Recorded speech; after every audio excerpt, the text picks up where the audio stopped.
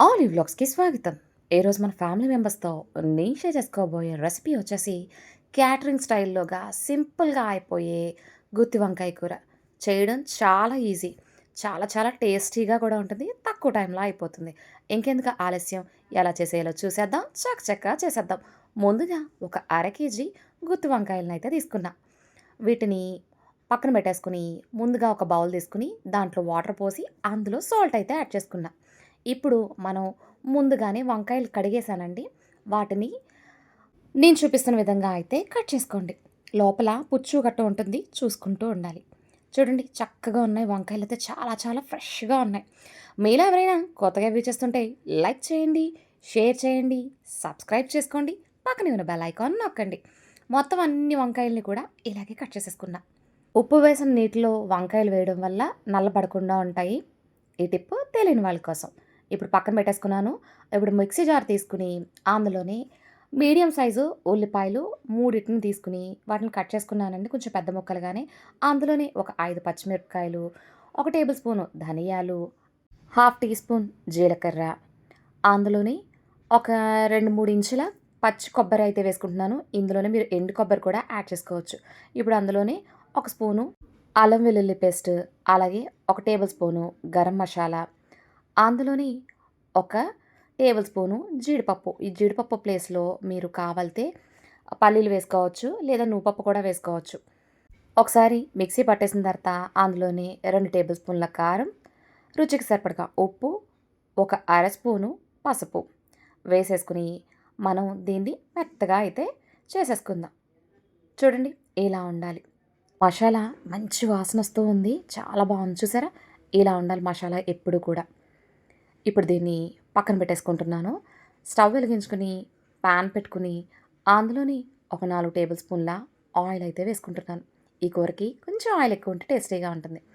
ఇందులోనే మనం ముందుగా కట్ చేసి పెట్టుకున్న వంకాయల్లోకి మసాలా తయారు చేసి పెట్టుకున్నాం కదా! దాన్ని నేను చూపిస్తున్న విధంగా అయితే స్టఫ్ చేసుకుని వేడి వేడి నూనెలో అలా వదిలేసా అంటే ఆహా! వంకాయ కూర సూపర్‌గా వస్తది తెలుసా?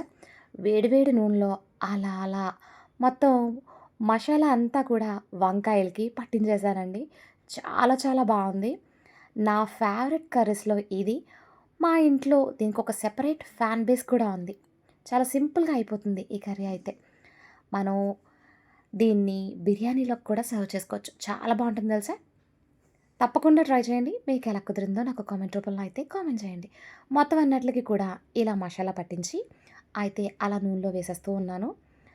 మొత్తం అన్ని వంకాయలకి వేసేసిన తర్వాత నాకు కొంచెం అంటే కొంచెం మసాలా అయితే మిగిలింది. దాన్ని కూడా ఏం వేస్ట్ చేయక్కర్లేదు. మనం దాని పైన వేసేస్తున్నాం. చూసారా? ఇలా మసాలాని మనం దాని పైన వేసేసి వంకాయల పైన మూత పెట్టేసి ఒక్క 2 నిమిషాలు మగ్గనివ్వండి. మంచి వాసన కోసం ఇదైతే మనకి భలే పనిచేస్తుంది తెలుసా? 2 నిమిషాల తర్వాత మూత ఓపెన్ చేసి చూస్తే ఇలా ఉన్నాయి. వంకాయలు లైట్‌గా మగ్గినియి. మనం ముందే మిక్స్ చేసేస్తే గనక మనకి అడుగంటేస్తుంది. నేను స్టీల్ ప్యాన్‌లో కదా వండుతున్నాను. అందుకని పైన వేసి ఒక 2 నిమిషాలు ఆగిన తర్వాత ఇలా మిక్స్ చేసుకుంటే గనక మాడిపోకుండా ఉంటుందనే విషయం నాకు అనుభవపూర్వకంగా తెలిసింది. ఇప్పుడు మూత పెట్టేసుకొని మరొక 2 నిమిషాలు ఉడకనిద్దాం. 2 నిమిషాల తర్వాత చూస్తే ఇలా ఉంది. వంకాయల్లోంచి వాటరు బయటకొచ్చేస్తుంది. ఇదే టైంలో మనం వంకాయ ములిగేదాకా అయితే వాటర్ పోసేసుకొని మరొక్కసారి కలుపుకుందాం. సింపుల్‌గానే అయిపోతుంది. పెద్దగా కష్టపడక్కర్లొద్దు. గ్రేవీ కన్సిస్టెన్సీ కూడా చాలా బావుంటుంది.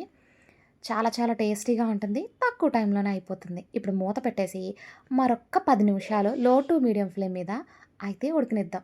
10 నిమిషాల తర్వాత ఓపెన్ చేసి చూస్తే చూడండి వంకాయి చక్కగా ఉడికిపోయింది. ఉప్పు గాని, కారం గాని సరిపోకపోతే ఇదే టైంలో అడ్జస్ట్ చేసుకోవచ్చు. గుమగుమలాడే గుత్తి వంకాయ కూర అయితే రెడీ అయిపోయింది. లాస్ట్‌లో కొంచెం కొత్తిమీర యాడ్ చేసుకొని మరొక్కసారి మిక్స్ చేసుకొని సర్వ్ చేసుకుంటే సూపర్ అంటే సూపర్‌గా ఉండే గుత్తి వంకాయ కూర రెడీ.